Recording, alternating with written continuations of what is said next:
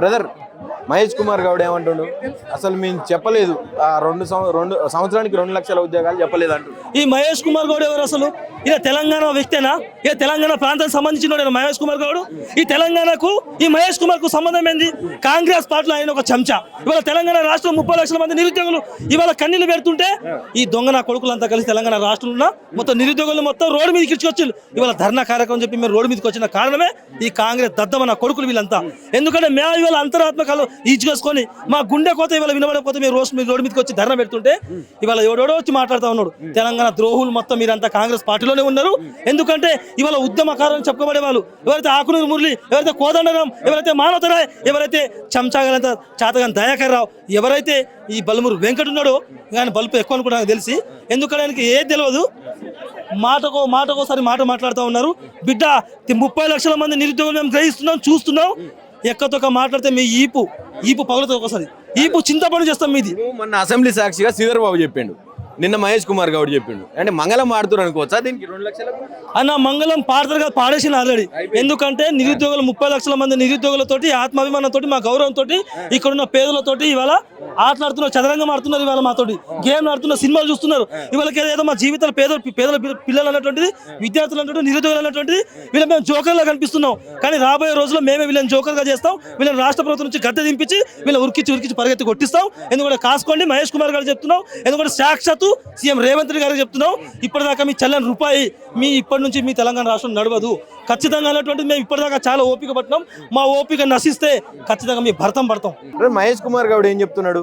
అసలు సంవత్సరానికి 2 లక్షలు అని చెప్పి మేము అనేది మా టర్మ్ అయిపోయే వరకు ఇస్తామని చెప్పి చెప్తున్నాడు. ఏం చెప్తారు దానికి? వీళ్ళు అధికారంలోకి వచ్చిన సంవత్సరంలోపు 2 లక్షల ఉద్యోగాలు భర్తీ చేస్తామని చెప్పేసి అన్నారు. ఆల్రెడీ రెండు సంవత్సరాలు అయిపోయింది. కనీసం 2 లక్షలు కాదు కదా, కనీసం 2000 ఉద్యోగాలు కూడా భర్తీ చేయలేదు. ఇప్పుడు మీరు అమలు కాని హామీలు ఎవరు ఏమన్నారు మిమ్మల్ని? ఎందుకు చెప్పలేదు అంటుండు. ప్రశ్న అది నేను చెప్పలేదు, అసలు మా ప్రభుత్వం చెప్పలేదు అంటుండు. కళ్ళు ఉన్నాయా? కళ్ళు పెట్టి మేనిఫెస్టో చూసుకోని చెప్పు. అభయహస్తం మేనిఫెస్టోలో కానీ లేకపోతే యూత్ డిక్లరేషన్లో కానీ క్లియర్ కట్గా వాళ్ళు ఇవ్వడం జరిగింది. సంవత్సరంలోపు 2 లక్షల ఉద్యోగాలు భర్తీ చేస్తామని చెప్పి క్లియర్ కట్గా ఇవ్వడం జరిగింది. కాబట్టి మేము ఆ రోజు మిమ్మల్ని నమ్మి మేము ఓట్లు వేసినాం. ఈరోజు నిరుద్యోగులు మా ఉద్యోగ నోటిఫికేషన్ మాకు ఎక్కడ అని చెప్పేసి అడుగుతుంటే పొల్లితోటి అక్రమ కేసులు బనాయించి నిరుద్యోగులు ఇబ్బంది పెట్టే ప్రయత్నం చేస్తూ ఉన్నారు. మేము మా డిమాండ్ ఒకటే, తక్షణమే ఉద్యోగ నోటిఫికేషన్ విడుదల చేయండి ఇప్పటికైనా సరే. ఎందుకంటే ఆల్రెడీ నిరుద్యోగుల నిరసన మీకు తగిలింది. ఎందుకంటే ఈరోజు టీజీపీఎస్లో సుమారు 30 లక్షల మంది నిరుద్యోగులు రిజిస్టర్ అయి ఉన్నారు. 30 లక్షల మంది నిరుద్యోగులు తెలంగాణ ఉన్నారంటే నిరుద్యోగం ఏ విధంగా ఉందో మీరు అర్థం చేసుకోవచ్చు తెలంగాణలో.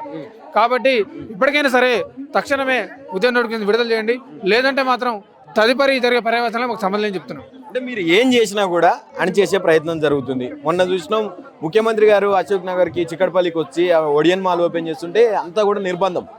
ఈ రోజు కూడా కవాతుకు పర్మిషన్ లేకుండా ఓన్లీ ధర్నాకు మాత్రమే పర్మిషన్ ఇచ్చారు. ఏం చేయగలుగుతారు నిరుద్యోగులు? ఏం చేయలేం కానీ చెప్పేసే కదా ఇదంతా మాకు నిరుద్యోగుల పాట. ఎక్కడ ఓడియన్ మాలు, ఎక్కడ మా నేరేడ్చల రేవంత్ రెడ్డి గారు ఓడియన్ మాల్కి వస్తుంటే మా ఇంటి దగ్గరకు వచ్చి పోలీసులు నేరేడ్చల్లో కూడా లోకల్ పిఎస్ వాళ్ళు వచ్చి ఉదయం 5 తీసుకెళ్లి మళ్ళీ 11 వదిలిపెట్టారు. ఓడియన్ మాల్ ఎక్కడ? నా ఇల్లేడా సుమారు 300 కిలోమీటర్ దూరం ఉంది. సపోజ్ నా జర్నీకే 3 గంటలు టైం పడుతుంది. నేను పోయేది ఎక్కడ, నడుకునేది ఎక్కడ?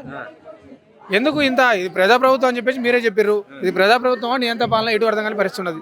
ఆ రోజు ప్రజాభవన్ ముందు కంచెలు బద్దలు కొట్టి ప్రజాప్రభుత్వం వస్తుంది, ఇంద్రమ రాజ్యం వస్తుంది చెప్పేసి అన్నారు. ఈరోజు ఏది లేదు. ఒకటే చెప్తున్నా, ఈ రాష్ట్రానికి విద్యాశాఖ మంత్రి లేడు, హోంశాఖ మంత్రి లేడు. విద్యాశాఖ మంత్రి లేడు కాబట్టి నోటిఫికేషన్ మీద అవగాహన లేదు. ఏ నోటిఫికేషన్ ఇస్తారో వాళ్ళకి తెలియట్లేదు. హోంశాఖ మంత్రి ఉంది కాబట్టి ఈ రాష్ట్ర పాలన కూడా అస్తవ్యస్తంగా ఉన్నది. మేము ఒకటే చెప్తున్నాం, మీ రాజకీయ ఖాళీలు భర్తీ చేసుకోవడం కాదు, మా ఉద్యోగ నోటిఫికేషన్ భర్తీ చేయండి. లేని పక్షంలో మీద కొంత ఇంకా గ్రిప్ పెరగడానికి హార్వర్డ్ యూనివర్సిటీలో చదువుకొని వచ్చిన ముఖ్యమంత్రి గారు ఇంకా పట్టించుకోవట్లేడా విద్యా వ్యవస్థని? ఎందుకంటే గతంలో రేవంత్ రెడ్డి ఒకటే మాట చెప్తుండే, 60,000 ఉద్యోగాలు ఇచ్చిన, 70,000 ఉద్యోగాలు ఇచ్చిన చెప్పి చెప్తుండే. సరే హార్వర్డ్ యూనివర్సిటీలో పోయి మంచి ఇంగ్లీష్ చదువుకొని వచ్చింది కాబట్టి కొద్దిగా ఇప్పుడే ఇంగ్లీష్ అర్థమవుతుంది. అరే బాబు గూగుల్ ఓపెన్ చేసి టీజీపీఎస్ టీఎస్ఎల్ పేరు అని చెప్పేసి ఓపెన్ చేయి. అది మీ హయాంలో ఇచ్చిన, గత ప్రభుత్వంలో ఇచ్చిన నీకు కూడా కనిపిస్తుంది. ఇప్పుడు అంత కొంత కోచింగ్ తీసుకొచ్చినా కాబట్టి నీకు కూడా కొద్దిగా ఇంగ్లీష్ వస్తానని అనుకుంటున్నాను. నేను కూడా అంతకుముందు రాకుంటేనేమో మేబీ దానికే పోయిండు. ఇప్పుడు పోయి గూగుల్ ఓపెన్ చేసి టీజీపీఎస్ టీఎస్ఎల్ పేరు అని కొట్టు. ఉద్యోగాలు నువ్వు ఇచ్చినవా, గత ప్రభుత్వం ఇచ్చినా అర్థమవుతుంది. మందికి పుట్టిన పిల్లలు నీ పిల్లని చెప్పుకునేది ఎక్కడ నీకు? వాళ్ళు గతంలో సీఎం కేసీఆర్ గారు భర్తీ చేసిన ఉద్యోగాలకు నియామక పత్రాలు నువ్వు ఇచ్చకుండా నియామకాలు చేయడం కానీ మేము ఆ రోజు 2 లక్షల ఉద్యోగాల నోటిఫికేషన్ ఇస్తాను మీకు ఓటేసినాం. కానీ ఏదో గతంలో ఉద్యోగ నోటిఫికేషన్ నియామక పత్రాలు ఇస్తాను నేను చూసి ఎవరైనా ఓటేసిండా? ఇప్పటికైనా సరే మొన్న అసెంబ్లీ సాక్షిగా శ్రీధర్ బాబు మాట్లాడిండు, ఈరోజు మహేష్ కుమార్ గారు బాజాబ్తా చెప్పిండు మాకు అసలు మేము ఇవ్వనే లేదని అంటున్నాడు. ఇక ఈ 2 లక్షలకు ఫుల్ స్టాప్ పెట్టినట్టు అనుకోవచ్చా? వాళ్ళు 2 లక్షల పులి స్టాప్ పెడతారో మరి 1 లక్ష పులి స్టాప్ పెడతారో నాకు అర్థం కావట్లేదు. ఇక్కడ ఏం జరుగుతుందంటే చిన్న లాజిక్ ఏంటంటే ఒక ఆయన వచ్చి 50,000 ఉద్యోగాలు అంటారు.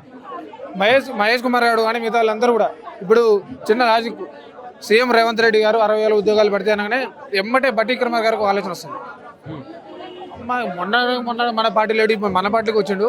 నేను తెలంగాణ భాగస్వామి అయిన కాంగ్రెస్ పార్టీ నాకు కావాల్సిన నేను తక్కువ నేను చెప్పి ఆయన 70,000 అంటాడు. బట్టి విక్రమార్క 70,000 పొన్నం రేపు రమ్మ నేమో వీళ్ళిద్దరు 60,000 అన్నాడు, 70,000 అన్నాడు, తెలంగాణ ఉద్యోగంలో పాల్గొన్నాయని నేనేం తక్కువ అని చెప్పి ఆయన 1,00,000 అంటాడు. ఇంకా పీసీసీ మహేష్ కుమార్ గౌడ్ ఒక ఆయన 60 అన్నాడు, ఒక ఆయన 70 ఒక 1,00,000 అన్నాడు. నేను 1,20,000 అంటే పోయేదే ఉంది, ఆయన 1,20,000 అంటాడు. కథం అయిపోయింది.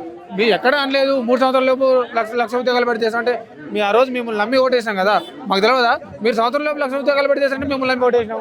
ఈ రోజు ఇంత ఇబ్బంది పెడితే ఏం చేయాలి మేము? కాబట్టి తక్షణమే ఉద్యోగ నోటిఫికేషన్ వెంటనే భర్తీ చేయండి. భర్తీ చేయకుండా మాత్రం చెప్తున్నా ఖబర్దార్ సీఎం రేవంత్ రెడ్డి. 20 లక్షల మంది నిరుద్యోగులు అందరం కూడా హైదరాబాద్ మీద ఎగబడతాం. అది సెక్రటరీ మీద పడతామా, గాంధీ భవన్ మీద పడతామా, ఇంటి మీద పడతామా మాకు కూడా తెలియదు. కాబట్టి తక్షణమే ఉద్యోగ నోటిఫికేషన్ విడుదల చేయి. 2 లక్షల ఉద్యోగాలు అనే మాటే మేము చెప్పలేదని చెప్పి మహేష్ కుమార్ అంటున్నాడు. మా టర్మ్ అయిపోయే వరకు మేము ఇస్తామని చెప్పినాం కానీ సంవత్సరంలో ఇస్తామని ఎక్కడ చెప్పలేదని చెప్పి చెప్తున్నాడు. ఏం చెప్తాడు? మహేష్ కుమార్ గౌడ్ని 2 సంవత్సరాల క్రితం రాజకీయ నిరుద్యోగి ఉన్నటువంటి మహేష్ కుమార్ గౌడ్ను ఈరోజు ఎమ్మెల్సీ చేసి కారణం ఈ నిరుద్యోగులు విద్యార్థులు కలిసి యువతకు ఇచ్చినటువంటి హామీల ప్రకారం వాళ్ళని ప్రభుత్వం ఏర్పాటు చేస్తే మహేష్ కుమార్ గౌడ్ ఉద్యోగి అయ్యిండు. అది మర్చిపోదు మహేష్ కుమార్ గౌడ్. ఇలా అధికారం ఉందని నీ కళ్ళు నెత్తుకొక్కి అవి మాటలు అన్న మాటలు తప్పించుకొని మాట్లాడితే మాత్రం మీకు బుద్ధి చెప్పడానికి నిరుద్యోగ విద్యార్థులు సిద్ధంగా ఉన్నారు. ఏదైతే మీరు తక్షణమే జాబితాలను రిలీజ్ చేయకముందే ఫస్ట్ 2 లక్షల ఉద్యోగాలు వేయాలి. వేసిన తర్వాత జిహెచ్ఎంసీ ఎన్నికలు పోవాలి. లేని పక్షంలో మాత్రం ప్రతి కార్పొరేటర్లకి పరిధిలో ఒక నిరుద్యోగ జేసీ ఏర్పాటు అన్ని హైదరాబాద్ జిహెచ్ఎంసీ పరిధి మొత్తం కూడా తిరిగి కాంగ్రెస్ పార్టీని ఓడించడానికి కూడా నిరుద్యోగ విద్యార్థులు సిద్ధంగా ఉన్నారని ఈ సందర్భంగా తెలియజేస్తున్నాం. ఇంకోటి కూడా మొన్న శ్రీధర్ బాబు అని చెప్పిండు అసెంబ్లీ సాక్షిగా అందరికీ సాధ్యం కావు, ప్రైవేట్ రంగాలలో వెతుక్కోవాలని చెప్పి చెప్తున్నాడు. మీరేమో ఇంకా మాకు జాబులే కావాలి, 2 లక్షల ఉద్యోగాలు ఇవ్వాలంటున్నాడు. ఇప్పటికే కొంతమంది మంత్రులు చెప్పారు మేము ఆల్రెడీ 1,20,000 దాకా ఉద్యోగాలు ఇచ్చినామని చెప్పి. ఏం చెప్తారు? ఇదే ఐటీ శాఖ మంత్రి ఉన్నటువంటి శ్రీధర్ బాబు గారు మరి ప్రైవేట్ రంగంలో కూడా సుంచాలి కదా, ఏం సుంచకుంటూ వెళ్ళిపోమంటే ఎక్కడికి వెళ్ళిపోతారు? 2 సంవత్సరాల అధికారంలోకి వచ్చి కనీసం మీకు ఈ ఉద్యోగాలు ఇచ్చినాం, ఈ శ్వేతపత్రాన్ని రిలీజ్ చేసి అదే అసెంబ్లీలో రిలీజ్ చేసి ఇక్కడ మేము తీసుకొచ్చిన కంపెనీలు ఉన్నాయి, దీంట్లో మీరు ఉద్యోగాలు చేయొచ్చు అని చెప్పేసి ఏ రోజన్నా కాంగ్రెస్ పార్టీ తరఫున జాబ్ మేళా పెట్టి ఏ రోజన్నా పంపి కొంచెం ఈయన పోయి ప్రైవేట్ ఉద్యోగాలు చేసుకోని చెప్పాల్సిన అవసరం లేదు. వాళ్ళ ఆటోమేటిక్ మంత్రి ఎక్కడ కూడా మీ గురించి ప్రస్తావన తెస్తలేడు. ఏ సభ పెట్టినా కూడా ఏ సభలో మాట్లాడినా నిరుద్యోగ అనే అంశం పక్కన పెట్టి మిగతా అన్ని మాట్లాడుతున్నాడు. ఏం చెప్తారు? నిరుద్యోగ వాళ్ళ యొక్క నిరసన శాఖ అనేది జిహెచ్ఎంసీ ఎన్నికల ముందు చేస్తున్నాం లేదు, చేయకపోతే మాత్రం జిహెచ్ఎంసీ ఎన్నికలలో నిరుద్యోగులు ఒక గొంతుకొని ఎన్నికలు నింపిస్తాం. కాంగ్రెస్ పార్టీని ఓడించడానికి కూడా నిరుద్యోగులు కట్టుకున్నారని సిద్ధంగా ఉన్నారని చెప్తున్నాం. ఫైనల్ గా పోలీసులను పెట్టి మిమ్మల్ని నిర్బంధించే ప్రయత్నం ఎక్కడ చూసినా మీ మీద పోలీసుల జులుం ప్రదర్శిస్తూ ఉన్నారు. మొన్న చిక్కడపల్లిలో చూసుకుంటే లకారంతో కూడా విరుచుకుపడ్డటువంటి పరిస్థితి. ఫైనల్ గా ఒక నిరుద్యోగిగా ప్రభుత్వానికి సూటిగా, ఎందుకంటే మీరు తెచ్చుకున్న ప్రభుత్వం అని చెప్తా ఉన్నారు పదే ఏం చెప్పాలంటున్నారు? ఇట్లాంటి అణచివేతలు ఇక్కడ అణచివేత కానీ ఇంకా ఉద్యమం గట్టిగా అవుతుంది కానీ ఈ పోలీసులు పెట్టి ఇంకో పెట్టి ఏ చేసినా కానీ ఉద్యమం అయితే ఆగదు. తెలంగాణ ఉద్యమం టైంలోనే ఎన్నో చేసినాం, అంతకంటే ఇది పెద్దదేం కాదు, అంతకంటే అణచివేత అయితే ఏం కాదు. ఎంత అణచివేత మాత్రం నిరుద్యోగ గొంతుగా అంత వినపడుతుంది.